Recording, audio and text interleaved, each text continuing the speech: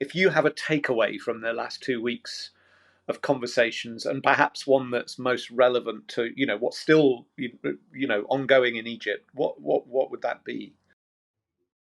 I think that youth voice is the most important thing, and diversity of youth voice as well is incredibly important. And I know, sort of hearing from young people, not just in the UK, but all over the world, really. We've heard from young people as part of the Youth Summit from Pakistan, from Uganda, from various places across the world. And actually every single young person has lived a different life, has had different experiences, and therefore have sort of different opinions and things that they want to share and things that they're passionate about.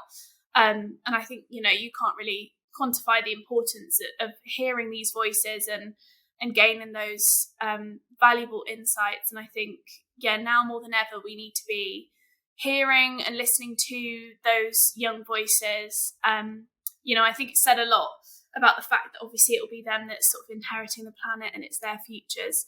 But actually, that's kind of looking in the future. And I think we need to focus on young people now and hear from young people now. I think we've got such a passionate sort of generation of youth that really care not only about the environment, but also about kind of social topics as well.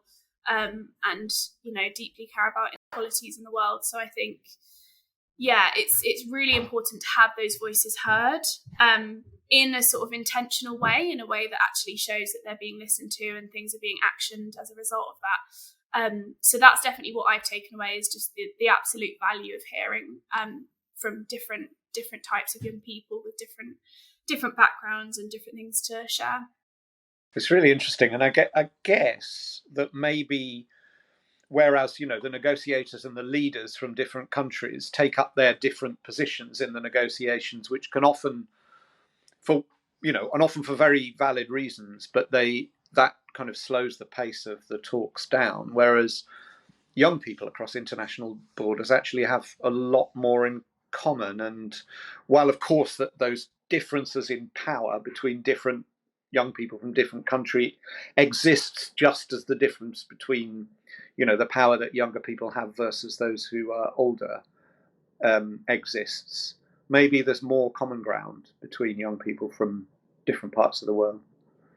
Yeah, I mean, I know that I've sort of observed a lot of those kind of similarities and connection points, and I think whether that's not exactly the same in terms of specific actions or specific pathways, it's been very similar in terms of values and kind of like the real motivations for these things. I think I agree, and I think often there's an element of fear that comes with hearing that authentic youth voice, because I think young people aren't afraid to say what they feel, and it's not as filtered, and as much as it can be a bit of a gamble and you don't know what you're going to get, I think it's definitely a risk worth taking in terms of just hearing that authentic youth voice. And it's, I guess, also that young people have kind of led the way, really, with the Fridays for the Future movement in particular, at opening the political space up for more ambitious action, I guess, which is very relevant, I think, to what's going on in Egypt. Because one of the things that has been on the table all week, and I've heard and read different things, is that people are trying to kill off the 1.5 degree target. Some for good reasons, in that they feel it's really hard to reach now, and then I think some politicians for more mendacious reasons, because they don't want that level of ambition. And it feels to me like if there's ever a role for younger people, but all of us really, that are in favour of trying to keep ambition as high as possible, because we know the consequences of not doing that. That's a really important thing, but something that can particularly come through that advocacy by young people.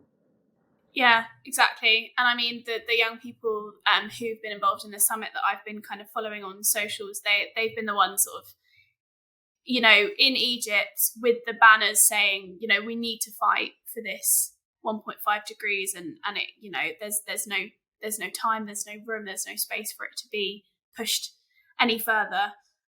So definitely have been seeing that passion come through. And I think there's, times like COP, it's so important to kind of keep the hope and have these ambitious targets. And I know that kind of something that I took note of as a positive kind of outcome that I saw from COP was that Sri Lanka released this climate prosperity plan, where they had a target of increasing their renewable energy generation from 35% to 70% by 2030.